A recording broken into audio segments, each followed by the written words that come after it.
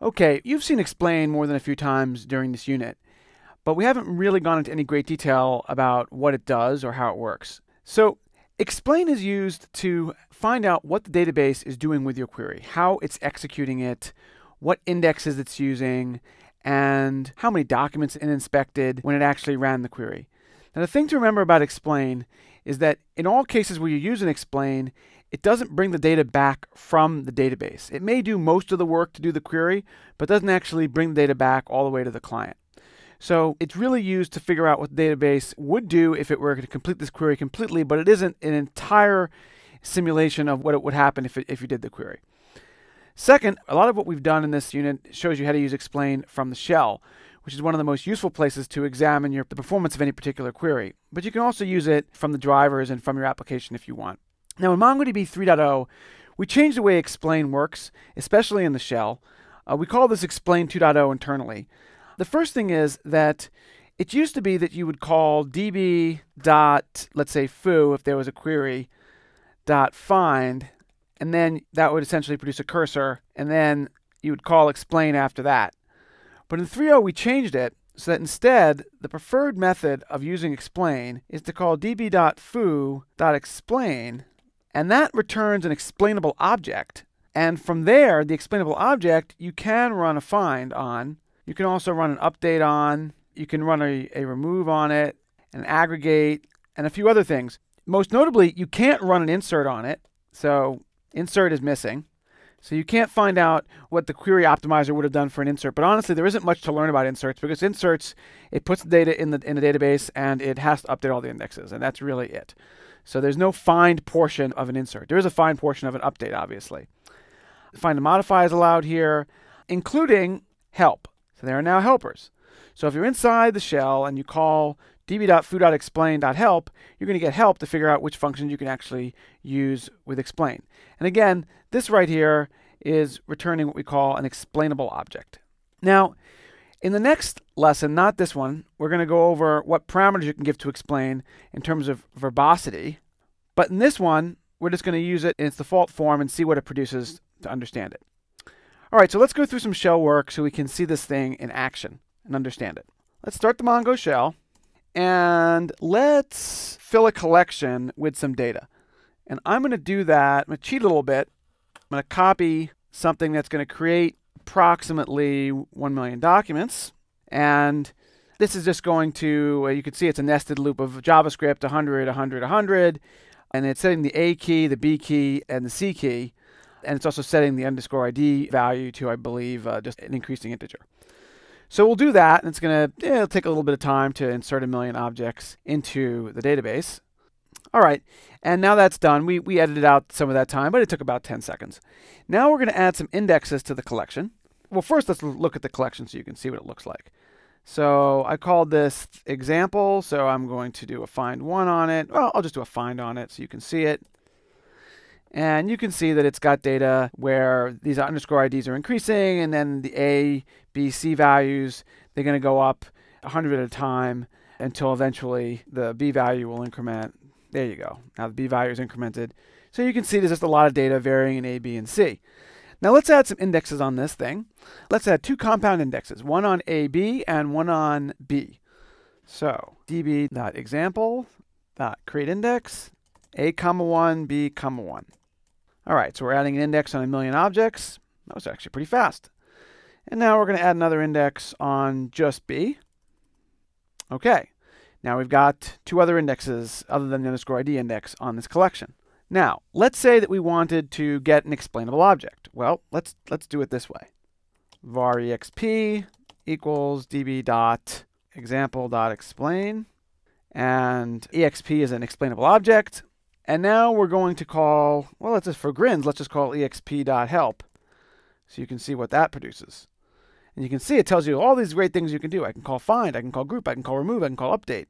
It's very exciting. So we're just going to call find. So exp.find, and we'll look for one where A is 17 and B is 55. And maybe we will also sort it by B descending. And we have 2 indexes on here. One of them is on A, B, the other one's on B.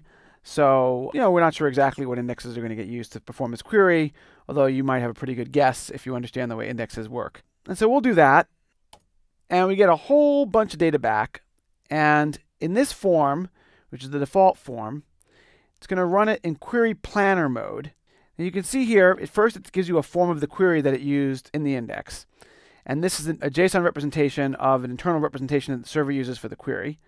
And then it shows you the plan. This is the winning plan. The winning plan is the most interesting part, of course, because the winning plan is the one that actually got chosen. And it's good to read these things from inwards to outwards. And you can see here that it said at the bottom level here, and sometimes there are multiple input stages, but here there's just one. You can see that it did an IX scan and used A and B of the index. And the index it used was A_1, B_1, which we know is the index on A, B. If you do a db.example.getIndexes, you'll see that index. It's not a multi-key index, and it decided to use it backwards, which is probably because of the sorting order. And right there, it shows you the bounds, and since we only were looking for a single document, it just looked for something with the bounds 17 to 17, 55 to 55. It also shows you the rejected plans in this case, and says, well, it considered using the index on just B, but that turned out to be a worse choice, and so it didn't do it. So this tells you that the database actually used the index that we expected it to use. Now there's no magic to the way we did this by first creating an explainable object. We could also have done it this way. db.example.explain.find with the same thing. And this will give you the exact same result as first getting an explainable object for the collection and then calling find. No difference. You can see here we have a rejected plan of B and an accepted plan of using A_1, B_1 index. So same exact result. Now, in earlier versions of MongoDB, the way that you would actually do an explain of this is by calling example.find.explain. That does something a little different. What that does is it gets back a cursor, because example.find will bring back a cursor with the explain set on it. But the result's the same when you see it in the shell. So you won't see any differences. You'll see the same rejected plan and the same accepted plan.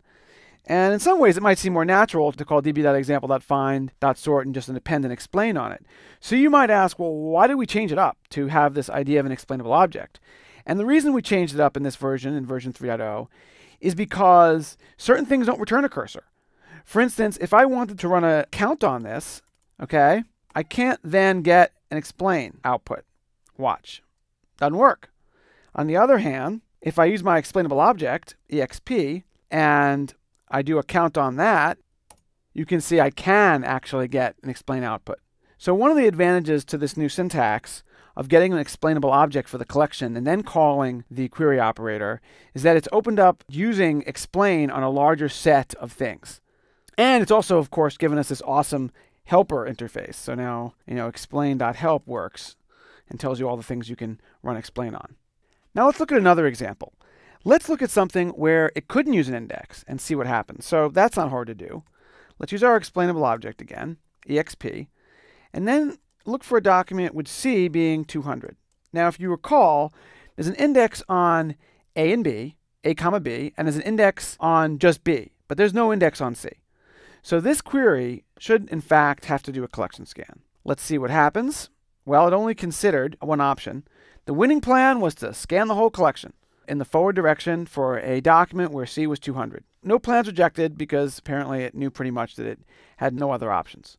So again, there are two ways to call explain. You can get an explainable object, or you can actually call explain on a cursor. So let's look at that. So if I do var cursor equals db.example.find A99, then I can call explain directly on this cursor. And that's really equivalent to calling db.example.find.explain.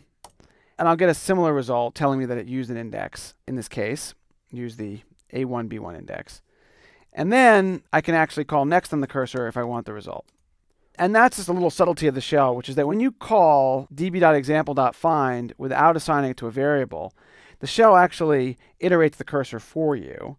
Whereas if you assign it to a cursor, then it doesn't iterate it for you, giving you the opportunity to then append and explain if you want. Kind of a lot of strange little nuances of the shell. But I guess the real takeaway here is that the preferred way to call explain in this version of MongoDB is to call it on the collection first and to get an explainable object and then to do a find. something like this. Okay, now it's time for a quiz. Which of the following are valid ways to find out which index uses a particular query? Check all that apply. And I'm not going to go through these and read them to you, but take a look at them and try to see if you can figure out which ones work.